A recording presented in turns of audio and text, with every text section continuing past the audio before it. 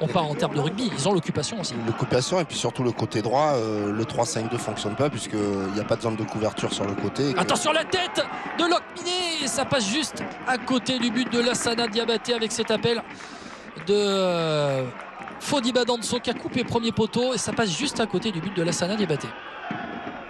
Ils sont en train de régler, je pense, sur le côté. Il va falloir qu'ils règlent le côté droit parce qu'ils ont... En même temps, on regarde avec Poitiers qui est mené par Dinan-Léon à domicile. 1-0 pour Dinan-Léon à Poitiers et Poitiers qui est en danger. Parce qu'on rappelle qu'ils ont un point d'avance seulement sur Granville et 2 sur Saumur.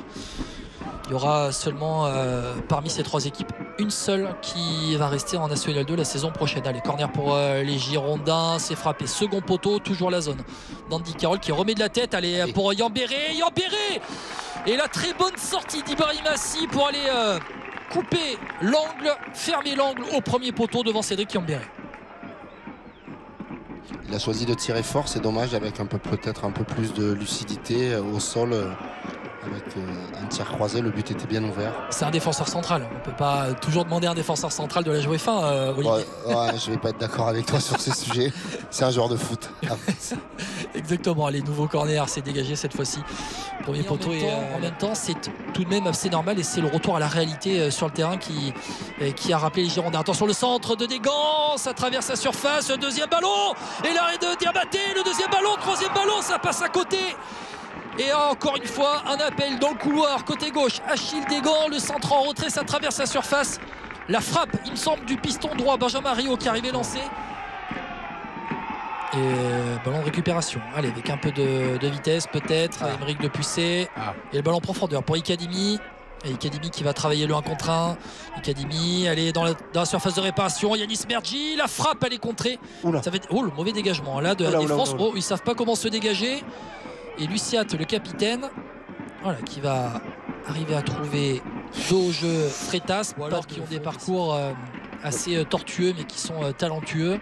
Donc attention le ballon pour Mergi. Mais au-delà de ça, c'est la structure des clubs. Aujourd'hui, c'est des joueurs qui s'entraînent 7, 8, 9 fois dans la semaine, qui ont de la vidéo, qui ont les soins. Donc il y a une structuration des clubs de National 2 et c'est pour ça que la fédération réfléchit à un peu comme les Anglais. Sur la tête de Mergi à côté. À avoir 3 niveaux au niveau national, mais 3 niveaux professionnels. La création d'une Ligue 3. Ligue 3, ouais. Et avec le resserrement, on voit 18 équipes en Ligue 1. Mais il ne faut pas faire n'importe quoi aussi avec Cantocrine et SASP. On peut faire, non pas couler un club, mais... si. Ça peut arriver. Entièrement, oui. Quand on fait n'importe quoi et que la SASP est ensuite absorbée, enfin que tout est mélangé. L'exemple de Niort qui est... Oula, la passe en retrait. On ne s'est pas compris. On ne s'est pas parlé surtout. Et on donne un corner à Locminé. Et je parlais de Niort qui a complètement disparu à 1 mois de ses 100 ans. C'est ça. Allez, et on peut souhaiter que la réussite à Niort Saint-Florent, Chamois-Niortais Saint-Florent. La nouvelle entité donc qui repartira en R2 à la rentrée. Allez, corner pour Locminé dans ce début de seconde période. Et c'est sorti. Premier poteau en 2 temps non récupéré par Rio. Benjamin Rio. Il va obtenir un corner piston droit intéressant. Benjamin Rio qui travaille beaucoup sur son côté, qui est très très souvent en position de centre aussi. Et qui défend très bien. Oui. Parce qu'un piston c'est aussi un défenseur. D'abord. On le resserre. Le centre. Attention, premier poteau, c'est sorti. Est-ce qu'il y a une main? Et voilà. Le penalty pour les Girondins de Bordeaux et la main d'Émeric Depucé. Il n'a pas réussi à dégager comme il voulait. Tout ça part d'une passe loupée qui va aller en corner. Et oui, c'est une erreur des Girondins au départ. Et ensuite, eh bien, ça donne 2 corners après. Un penalty pour Locminé en début de seconde période. Et celui qui a le ballon dans les mains, il me semble que c'est Fodiba Danso.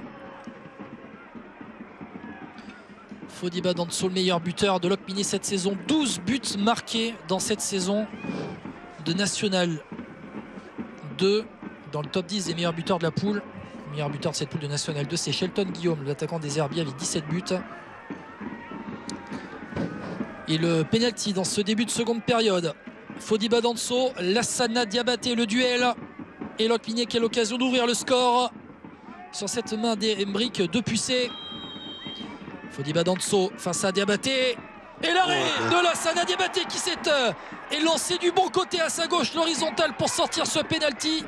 Et le pied qui a été un peu trop ouvert et très bien lu par le gardien bordelais. Promesse de la saison prochaine. Oui, en tout cas, c'est comme on le disait, ils vont démarrer dans un autre contexte et en tout cas favorable à. Oh, mais Fossurier qui se joue d'Icadimi. Fossurier, le centre et le but d'Aurélien Soufaché qui est entré en jeu dans cette seconde période. Et le but pour Locminé sur un très bon travail. On voit l'ancien pro. Ouais, Fossurier, énorme travail côté droit. Et le centre parfait à l'entrée de surface de réparation pour Soufaché qui est entré en jeu il y a quelques minutes. Les Bordelais sont menés 1-0 dans le dernier quart d'heure de cette saison. Ouais, un bon travail, un bon centre, une défense plutôt statique. Puisque le joueur arrive lancé, qu'il n'a aucune opposition et qu'il a tout le loisir de bien catapulter sa tête. Donc on allonge. Solution de facilité. Mergi. Oh, attention, la mauvaise remise de la tête avec Mergi qui traîne. Mergi de la tête. Oh, c'est sorti sur la ligne. C'est sorti sur la ligne, mais là on s'est pas compris. On a été un petit peu ambitieux sur cette remise de la tête en retrait. Parti pris de l'entraîneur de vouloir imposer sa patte, ça se voit. Ça laisse passer. C'est extraordinaire ce but, le centre de Fossurier. Le ballon qui est laissé passer. Et c'est Aurélien Soufaché. Une demi-volée parfaite pour le doublé. Le calice jusqu'à Lali à l'entrée du temps additionnel. Locminé mène 2-0. C'est ce que j'étais en train de dire. Il y a un vrai parti pris de jouer, de trouver les intervalles, de développer des principes de jeu. Là, ils sont repartis de derrière une fois de plus. Un jeu combiné à 3 dans le cœur du jeu, un déplacement latéral, un centre, un peu de créativité en laissant passer le ballon, une prise de risque, d'audace et d'initiative. Et c'est Fossurier encore une fois qui envoie un centre. Ouais. Deuxième passe décisive dans le match pour le doublé. C'est un vrai collectif cette équipe. C'est un vrai collectif. Tous les joueurs sont à leur poste très satisfaisants, même s'il y en a qu'on voit un peu plus, mais c'est leur poste qui fait ça. Une belle équipe. Franchement, j'ai vu une belle équipe. Une équipe qui va l'emporter. 2 buts marqués dans le dernier quart d'heure. Doublé d'Aurélien Soufaché entré en jeu dans cette seconde période. Et Bordeaux qui va donc conclure cette saison par une défaite. Attention, le ballon là avec la frappe de Begré dans les bras d'Ibrahim Assi. Toujours en train de mener 1-0 contre le Puy-en-Velay et de valider son maintien. Tant mieux. En National 2, c'est pas encore terminé. On va suivre tout ça dans les derniers instants de cette saison. 95 minutes, on a dépassé 5 minutes de temps additionnel. Le jeu qui a repris. Et Bordeaux mené 2-0. C'est mérité quand même. Logiquement. Oui, c'est mérité. Ouais, on va aller au-delà des 5 minutes de temps additionnel avec cet arrêt de jeu qui a duré 2 minutes. On rappelle qu'il y a eu un pénalty arrêté par Diabaté. Pénalty frappé par Fodiba Danso en début de seconde période pour Locminé. Et derrière, les 2 buts dans le temps additionnel d'Aurélien Soufaché, le doublé. 78e et 90e sur 2 passes décisives de l'expérimenté Julien Fossurier, 450 matchs. Il a bien fait de rentrer, lui. Oui, côté droit. Ouais. Énorme travail, 38 ans, les Cannes dans le dernier quart d'heure pour aller. Après, ils sont sur une belle dynamique aussi. Locminé, ils ont gagné 4 matchs sur 5. Oui. Ça veut dire qu'aussi. 5 sur 6 pour terminer la saison. On prépare bien la saison prochaine. Exactement, c'est ce que j'allais dire. C'est de bon augure pour la saison prochaine. S'ils gardent cet effectif et qu'ils rajoutent 3-4 joueurs majeurs, ce sera un vrai outsider. Hein. Sur ce match-là, j'en ai vu qu'un de cette équipe, mais c'est vraiment agréable à voir jouer. Et eux vont terminer en étant promus dans la première moitié de tableau. C'est une belle manière de construire. C'est fini. C'est fini la saison de National 2 pour les Girondins de Bordeaux qui se conclut sur une défaite à Locminé 2-0, doublé de Soufaché dans le dernier quart d'heure. Les Girondins de Bordeaux qui auront été trop approximatifs pour espérer l'emporter. Une équipe bordelaise qui va conclure cette saison sur une défaite. Il n'y avait pas d'enjeu, les Bordelais ont joué avec leurs armes. Oui, ils ont joué avec leurs armes, il n'y avait pas d'enjeu, c'est un match de fin de saison, donc il n'y a pas d'incidence. En revanche, c'était peut-être aussi sur ce genre de match de pouvoir tester autre chose et de jouer différemment tout au long de l'année. Après, bien entendu, chaque entraîneur a ses idées.